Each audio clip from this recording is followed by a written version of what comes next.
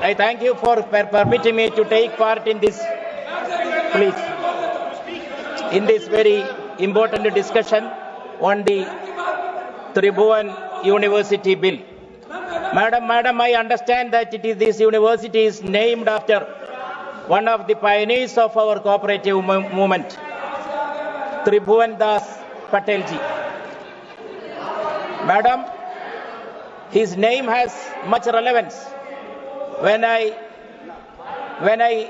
understand about the name of this proposed university and the name of the bill, it brings to my mind the first part of a slogan of Srinarayana Guru.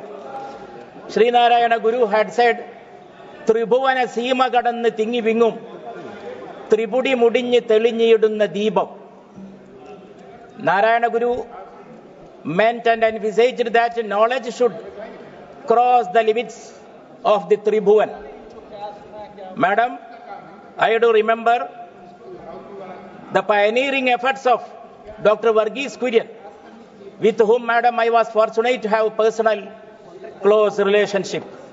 It was he who turned the barren lands of Gujarat into flourishing lands of dairy production, and also the White Revolution.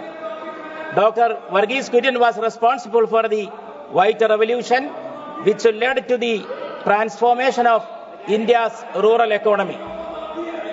Even Shyam Benegal's 1976 classical movie, Mandan, actually, Madam, tells the story of this transformation.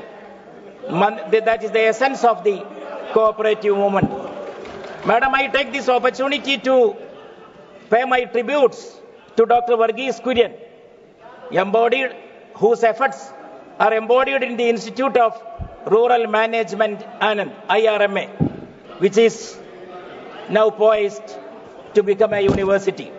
Madam, I am very sorry to state here is that the government fails to see the whole as a complex. The prejudiced sectarian agenda of the government will not be able to help with our campuses, will not be helpful for creating and erecting a healthy campus and a healthy university. The very basic problem, the basic issue is, Madam, no doubt the autonomy of our educational institutions. One after the other, the government policies are becoming responsible for the destruction of the autonomous nature of our educational institutions. Even in this present bill, Madam, there are many provisions, many clauses that affects the federalism, which is very important aspect of our constitution. As we all know, federal education comes under the state list. So there are these. I would like to seek a clarity. Much of my time was lost, Madam, due to the hangama. Interruption. So please, Madam. 1 minute. 1 minute. So, Madam, this prejudiced sectarian agenda has to be kept aside. Cooperatives, Madam, once it was envisioned and envisaged as an instrument of economic democracy. But these cooperatives have nowadays become mere vote banks, controlled by local elites, sidelining the very farmers and laborers.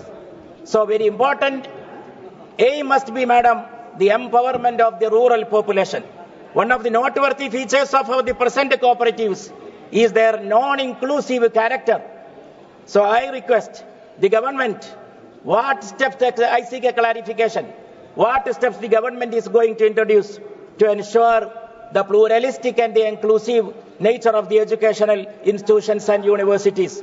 Women, Dalits, and the local population, the tribal community, they continue to be underrepresented in leading roles. So the financial management is another problem. Madam, the governance actually has to be reformed. Nowadays, it is heavily there is little room for the student representation. The aim of a university should not be, Madam, just a provision of jobs. I understand the university should provide jobs, but there must be higher aims in the changing scenario of the world. It should not be like that the Poet said, क्या क्या कहे अहबाब क्या कारे नुमायान कर गए. हम क्या कहे अहबाब क्या कारे नुमायान कर गए. बीए हुए, नौकर हुए, पेंशन मिली फिर मर गए. It should not be like that. There has to be other aims, great destinations of life.